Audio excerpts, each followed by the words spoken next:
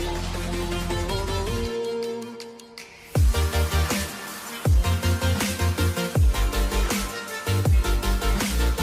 हे गाईज परत स्वागत आहे तुमचं आमच्या एका डेली व्लॉग सिरीजमध्ये. तर येस, आजचा जो व्लॉग आहे तो खूप असा गमतीशीर किंवा फनी आहे रिलेटेड टू आमचे बायोडाटावरचे फोटो. तर याच्यामागची क्विक स्टोरी अशी की मी कालच आमची गॅलरी अशी माझी फोनची गॅलरी अशी स्क्रोल करत होते आणि मला नेमका दिनेशचा बायोडाटाचा फोटो दिसला आणि आम्ही त्यावर खूप बोललो. मी म्हणलं यावर एक ब्लॉग झालाच पाहिजे, छोटासा ब्लॉग असेल पण मला तुम्हाला दाखवायचं की आमच्या बायोडाटाचे फोटोज कसे होते. सो स्पेसिफिकली सांगायचं म्हटलं तर कुणालाही पटणार नाही की तो दिनेशचा फोटोमध्ये जो आहे तो दिनेश आहे. आय डोंट नो कुठल्या काळातला फोटो आहे तो. त्याला विचारलं तर तो म्हणतो रिसेंट आहे, पण असं शक्यच नाही. रिसेंट फोटोमध्ये इतकं कोण चेंज म्हणजे वेगवेगळं दिसतं.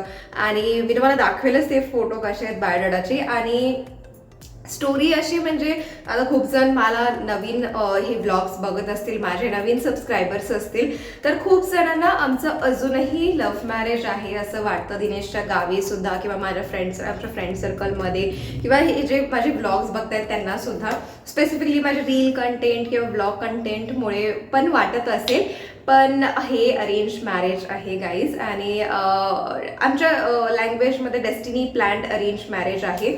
कारण आम्ही एकाच कॉलेजमध्ये होतो, जसं जे माझे व्लॉग्स बघतात त्यांना ऑलरेडी माहिती आहे. आम्ही एकाच कॉलेजमध्ये होतो आणि 8 वर्षानंतर आम्हाला एकमेकांचे लग्नाचे स्थळसाठी एक्सचेंज झाले आमच्या बायोडाटा किंवा ते स्थळ गेलं.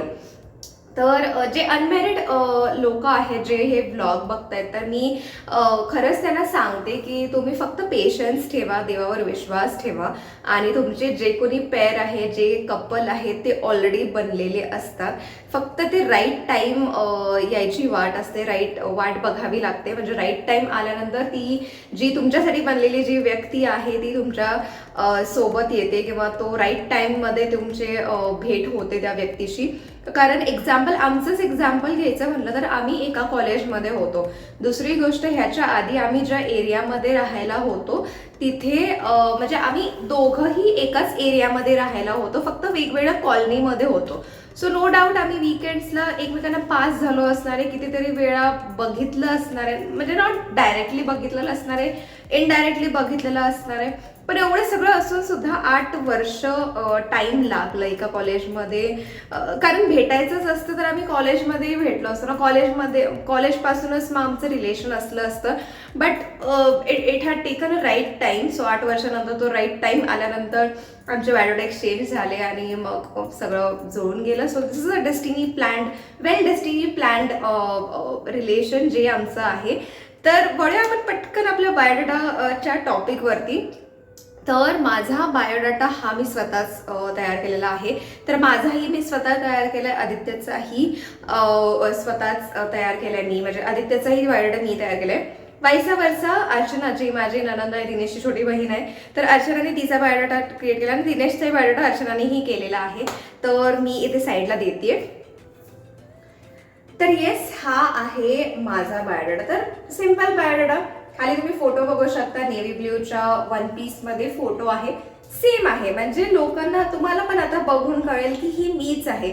हा मला वाटतंय मी कॉलेजला असतानाचा फोटो आहे, नाही म्हटलं तरी 6 वर्ष आधीचा फोटो आहे. हा फोटो बनते मी 2019-20 च्या दरम्यान 4-5 वर्ष आधीचा फोटो आहे. पण इथे क्लिअरली दिसतं की मीच आहे यार. माझं फेसिंग तर बिलकुल चेंज झालेलं नाहीये. आणि आता तुम्ही बघा दिनेशचा बायोडाटा. तर हे जे बायोडाटा आहे आणि हा फोटो मी हे झूम करून दाखवते तुम्हाला. हे काय आहे म्हणजे मला नक्की तुम्ही या व्लॉगला तुम्ही कमेंट करा. जे कोणी बघतंय तुम्ही नक्की या व्लॉग मध्ये कमेंट करा. डू लेट मी नो कोणाला दिनेश, आत्ताचा दिनेश हा असा दिसतो. म्हणजे दिनेश आधी खूप असा बारीक होता आणि आता लग्नानंतर थोडंसं हॅपी फॅट आलेला आहे थोडं. पण हे कम्प्लिटली डिफरंट आहे. म्हणजे असं दिसतच नाही दिनेश. आणि टू बी ऑनेस्ट माझ्यासाठी लुक्स कधीच मॅटर नाही केलं. मी फक्त बायोडाटा रीड केलं, पप्पांनी सांगितलं, ते भेटायला आले आणि जेव्हा ते बघायला आले ना मला, मी दिनेशकडे बघून म्हटलं यार हा मुलगा आणि बायोडाटाचा मुलगा कम्प्लिटली डिफरंट आहे. कुठला फोटो आहे बायोडाटाचा? आणि इतकं हसलो आम्ही.